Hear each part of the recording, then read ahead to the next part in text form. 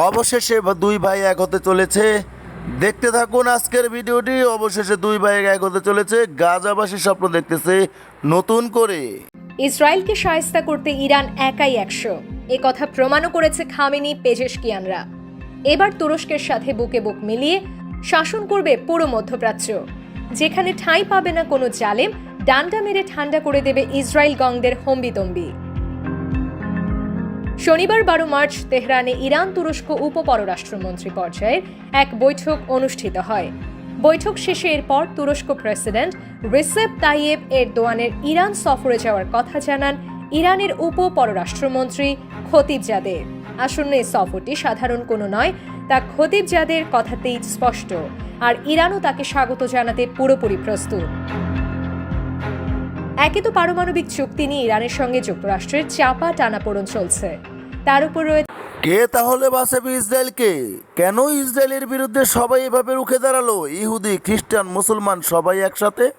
বন্ধুরা, ভিডিওটি শেষ পর্যন্ত দেখতে থাকুন। গুরুত্বপূর্ণ তথ্য আছে এই ভিডিওতে, কেউ টেনে দেখবেন না মনে করছেন তারা। তুরস্ক তো আগে থেকেই মধ্যপ্রাচ্যের হেভি ওয়েট খেলোয়াড়। নিজস্ব ক্ষেপণাস্ত্র টাইফুন, নৌভিত্তিক আত্মাকা ক্রুজ মিসাইল আর হিসার আকাশ প্রতিরক্ষা ব্যবস্থা তাদের এনে দিয়েছে এক বিশাল প্রতিরোধ শক্তি। এবার শুধু ফিলিস্তিনেই খুশি নয়, সারা বিশ্বের মানুষ খুশি যখন দাঁড়িয়েছে দুই বন্ধু তার পাশে। ইরানের জন্য আপনারা সবাই দোয়া করবেন এবং সর্বশেষ পর্যন্ত ভিডিওটি দেখবেন বন্ধুরা। দুই দেশ এখন আবার এক টেবিলে।